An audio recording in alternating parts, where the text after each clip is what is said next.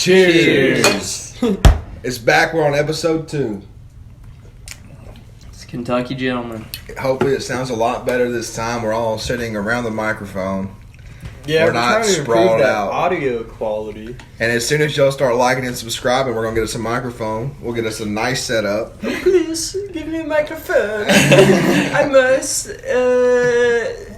get my volume louder. I think we should talk about some fucking animals, y'all. Like Animals. What's y'all's favorite animal, for real? Tigers. And why? I like horses. Okay. And why? I fucking love meerkats. Fuck Don't Carol even get me Baskin. started on meerkats. One thing we got to They work are on. One thing we got to amazing. work on is not talking over each other. Okay. Yeah, I know my answer, and you guys are trying to debate. It's not a debate for me. This one goes to the meerkats. Why is that? So, have you ever seen like 20 meerkats, bro? Like Meerkat Manor. They are like on some sort of like just different level with each other. Like all of them, like you know how they pop up and down and shit. Like they'll do that shit together and like fucking all be checking you out simultaneously. Well, they work as a community. Like they have hierarchies. You go into that little about zoo that. pit with those things, man, and like you're in the glass and the meerkat pit, and there's like 50 of them or whatever in the Nashville. And they Zoo. know you're there. They And know you're like, looking at them. They're looking back at you. Bro, I just remember being a little kid and like looking at these things, and you like pop your head up, and you're like halfway in the ground, halfway looking at these meerkats face to face, and like all of them are just like, "What's up?" Like all of them, and they're all throwing like I don't know, they just like feel like they are always like nature's version of a barbecue, like just the whole fam, like Yeah. All right, Haydon. My favorite animal, probably pig. We're like one of the most closely related animals to the pig. So, also Pork kind of sketches me out. Like I know we ate a nice tenderloin before we filmed this, but pork sketches me out. Like a bunch of religious people don't eat it. Like they subconsciously biased. And I had a vision on something that told me think meat it's was bad. You're Lil Bean, and what's an animal that eats beans? what's an animal that eats beans? Yeah. That's Can anyone here that's a name good an animal question. that eats Sapiens. beans? Pigs will Homo eat sapien. anything. Pigs will eat a human body. Okay. Pigs will eat anything. Yeah. They will. Alright, They'll that's eat easy. anything. They are That's easy. savages. You They eat stumped my question. They eat the That's why they bones. call their food the Is there an slop. animal that specifically looks for beans? No. That'd be great. I'm gonna look into that. The bean beetle. The bean beetle. There's Why is your kidding. favorite animal? I can name an animal that eats shit. Hold on. Why is because your I can't name an Hold animal on. that We're eats not going to beans. shit again. Because Why is your favorite animal a pig? because the pig, like, we're so closely related to a pig, but how much do we actually look like a pig? Like, a pig can get a sunburn and we can get a sunburn, but how many other animals can get a sunburn? A bunch. A bunch? I think so. I don't Animals I don't know are about in the sun that. too. Why Why do do animals animals like eat you shade up? so much? When you have an animal, you just like put it in a I don't place know. that I has don't some think- sunshine, some shade, and Like, some food. And I don't think cattle... Like, cattle, obviously, they usually have shade in, like, fields and stuff, but, like, I don't think cattle can get sunburns. I don't know. Or if they do get a sunburn, it's not as bad. I don't know. My favorite I'm not a animal veterinarian. is a but horse, bro. You can ride them. Your what is? Oh. How horse, my complicated favorite is animal. sunburns? Oh. We need to That's figure what we're this talking out. about. Okay, yeah. My favorite animal horse. is a horse. Like a And like it's Kentucky. What kind? Okay, like, what kind of it's a horse? horse. Like a whatever Kentucky makes, thoroughbred? like a thoroughbred, yeah. Yeah, Like okay. the Murray State Racers, a thoroughbred. Okay. Go all right. Reds. My favorite animal is a fucking octopus. Like, they're cool as shit. Like, honestly, like, they're like a scientific fucking marvel. Like, no one understands the octopus. Like, they're so fucking elusive. They're so good at and they're mazes. talented. They're very intelligent. They can change the color, shape, and texture of their skin. There are certain species of octopi that can look like a rock, that can look like kelp, that can look like sand on the ground. They're fucking insane, and they're super smart. There's actually this dude who had an octopus, and they were doing an experiment at some school out west. and he gave this octopus a jar, and he would come back every 3 days. And systematically, this octopus would bring him some sort of trinket in the jar, like whether it be a I'm pretty rock. sure this was Scripps University. Yeah, whether in San Diego. Whether it's a rock or a key or like a piece of plastic or something, he would put him something in the jar, and he would come back every fucking time. And octopi are smart. They're just cool as fuck. My cousin married a guy that was a graduate from Scripps, and he took me on a backstage tour of the whole aquarium there. That's where I learned that story.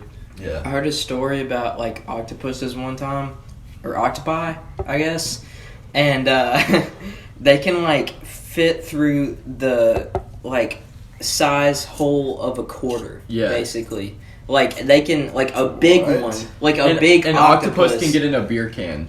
Like, yeah. What? Yeah. Like, that's how, like, shifty and... They're squishy as shit. They're literally... They can turn into fucking whatever they want. There's a conspiracy theory that they're from another universe or another galaxy or planet or whatever. Like, because evolutionarily, there's nothing on Earth and there's nothing in the fossil record that will ascend straight up to an octopus. But then again, there's dolphins that have such advanced language.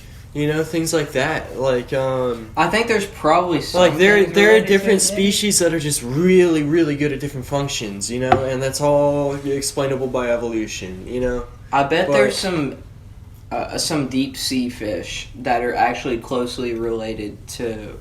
what octopus? It's definitely possible. There's some crazy shit at the bottom of the ocean, like unexplainable. You know shit. that a platypus, there's a website. even like at surface, water animals are crazy. So like a platypus uses the electricity signals in its beak. It can pick up electricity from living organisms, cells reacting under like the sand, a couple inches, and so like they prod the tip of their beak into the sand, and whenever they bite, you notice they always usually get something because they have a sensor picking up the electric signals in the things under the sand. It's like a fucking what's it called? Like when you're looking for metal detector. Metal detector. Yeah. No. So then night vision. The way that they developed night vision is they took rattlesnakes and they put little blindfolds on these rattlesnakes, and so rattlesnakes have pits, you know, and so those pits are used to those pits are used as thermal vision in rattlesnakes. So like the way that we develop thermal optics is the way that rattlesnakes see heat signatures, because they would hold like a soldering iron up, and the blindfolded rattlesnake would just strike at the soldering iron, and they'd move it like 15 degrees every time, and it'd strike within like 4 degrees of the soldering iron without hesitation. Hell yeah. So I got a question though. When the bars open back up, what are we doing? We gotta get a game plan. Well, the first night the bars open back up, I think we should get shit-faced on some cheap whiskey like Kentucky Gentleman. Sponsor us. Yeah. And we should,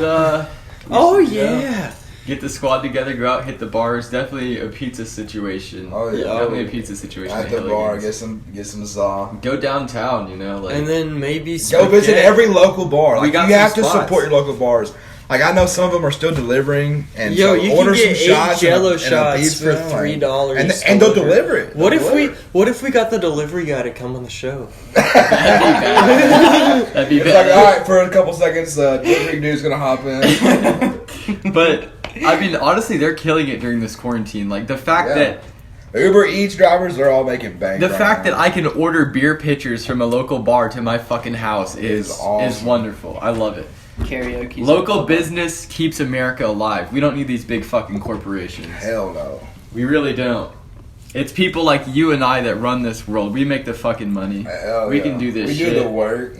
We're the ones who go to Dublin's on Wednesday nights, and we're the one who sings the karaoke loud as we can. So like we're gonna get out of this coronavirus. We are. That's like 100%, 110%. Top 2 years, yeah. We're gonna do it, man. I believe in us. People just have to not be scared. Just don't be scared. It's like the flu, man. It's just another flu. Like, okay, that's what it is. Maybe you'll get the flu this year. Maybe it'll fucking kill you. But if you're not 99 years old, I think you're gonna be all right. You know just fucking run it, bro. If you're not already on the brink of death, the flu is not going to kill you. But there's countries where like there's a decent amount of people that are already immune to this shit. Like if everyone wants to go, just get out there, just fucking do their own shit. I mean, half of us would be fucking immune to it by next year. Oh, like, hell yeah. If we would just stop being scared, like we were saying in the last fucking show, like we're going out to Walmart and shit where there's more people than there are at the local fucking bar. Yeah. Like let us have a good time. We'll give you some money and fix this fucking economy. Hell yeah. Yeah. Fuck COVID-19. Fuck COVID. That's all I'm saying. I mean, and it's a run-out topic, but every day we're all dealing with it, and it's all getting longer. It's all getting more serious. It just makes you think, like, yeah. It'll take you down a rabbit hole, man. Like, I don't know. It's intense. I mean, I think we should probably go down that rabbit hole. And people, like, dude, this doctor, I saw a video, he was saying, people are becoming more alcoholic. They're fucking being shut in. Depression is rising. Divorces are rising. Like, I mean, come on. Like, nobody even asked questions about, like, the deaths that would arise from an economic collapse. Yeah, I mean, people are going to go hungry. Right, I guess not like a collapse, but more like a recession, basically. You know. This is that Vela wine we spoke of in the first show. We're going to have another toast here to commemorate episode 2. Episode 2. We appreciate if you listen to the entirety of episode 1. The more we want to appreciate you right now. Because that sounds so bad. This one hopefully sounds better, and soon, I know all you're hearing is the wine right now. That wine was probably overpowering. I love that. But the Vela Delicious Red from show 1. If you're a loyal fan, you know all about it. We just want y'all to know what we're sipping on, basically. Cheers, boys. Cheers, here we go. Cheers. Woo! Alright, so now that we're a couple drinks in, let's get to the good shit. Element 115. Here we go. Alright, explain to me. Let's somebody pull it up on there. I'll pull it up on my phone. Alright. Element 115. Go ahead and explain about it. Element 115.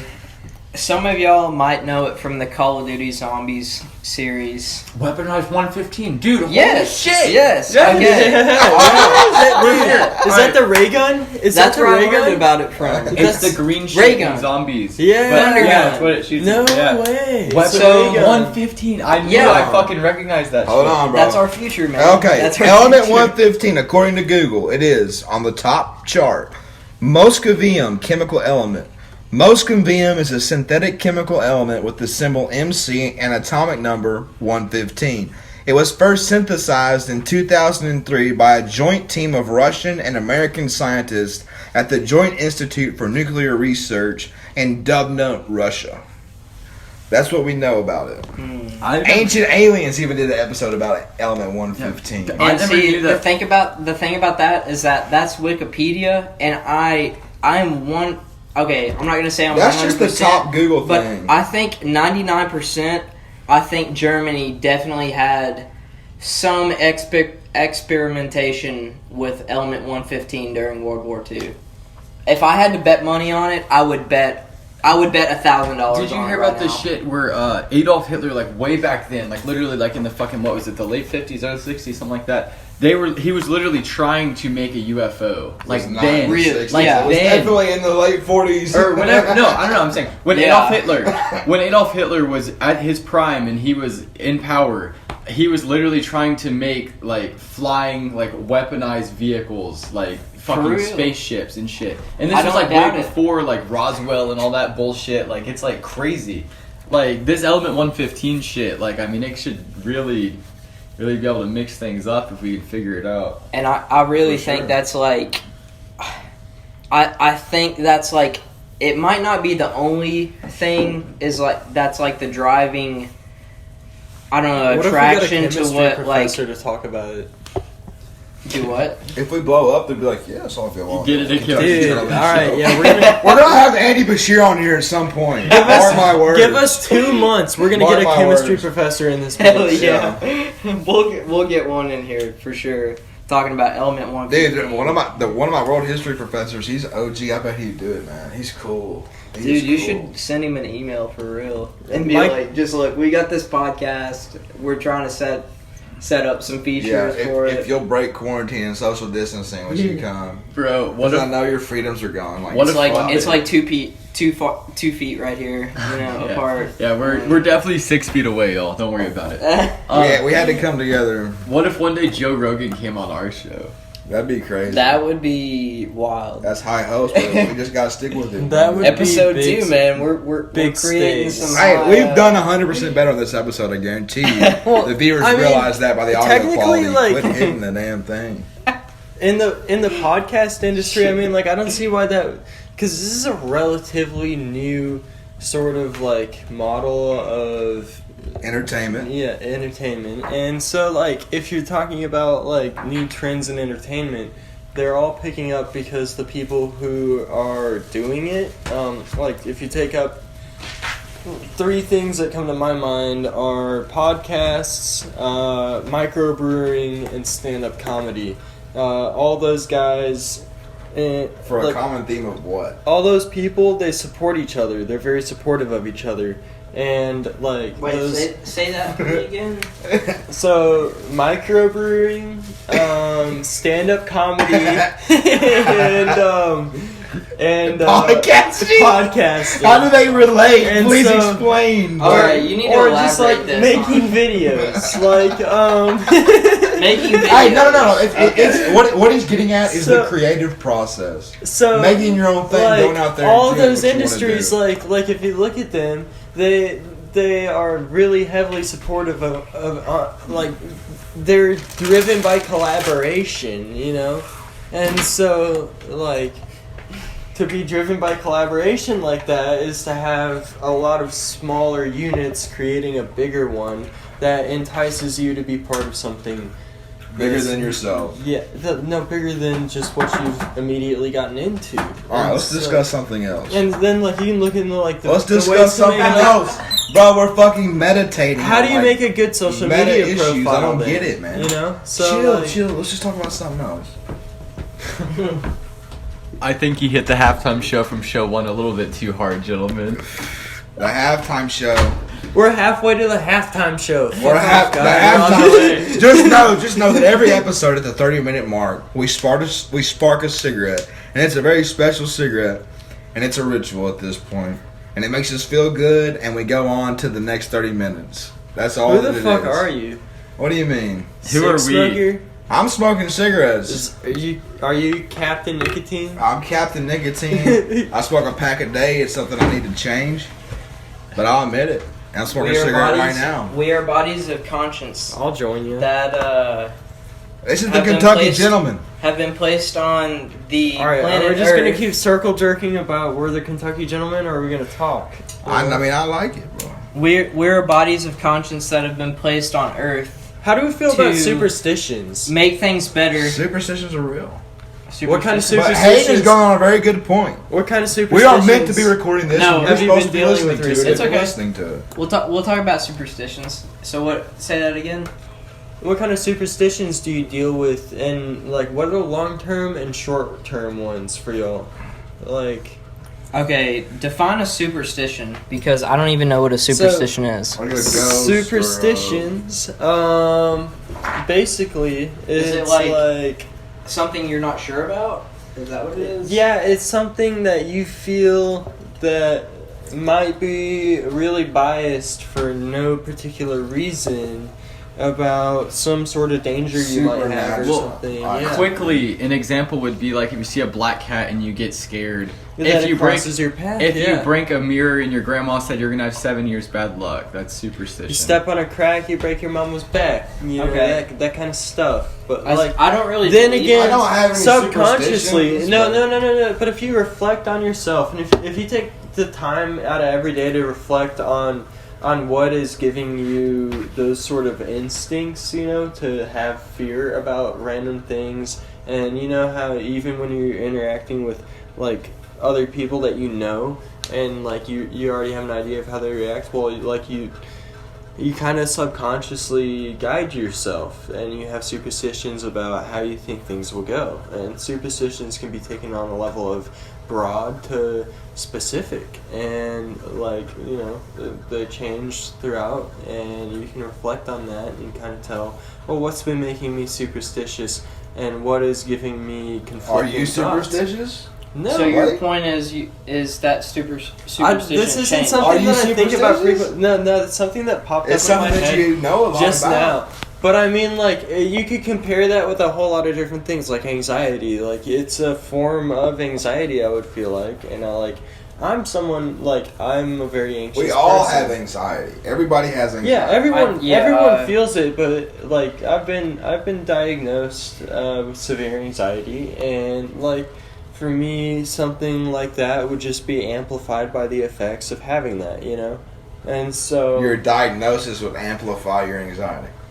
well, no, the way that I Would you say though that your diagnosis amplified the way that your I anxiety? feel anxiety is But just- answer the question: do you feel like your diagnosis might have amplified your anxiety because you felt like I definitely? No, I feel like it inspired me to get started looking in a Treatment. direction of not treatment but sustainability. Okay. Because treatment focuses on the availability of sustainability and to be taught how to sustain and to expose you to enough different things that you'll pick some of them up and run with them, you know? Yeah. And so, and the best thing that I ever learned about anxiety and how to deal with the anxiety that I have at all is that sometimes, basically what you have anxiety about is shitty situations.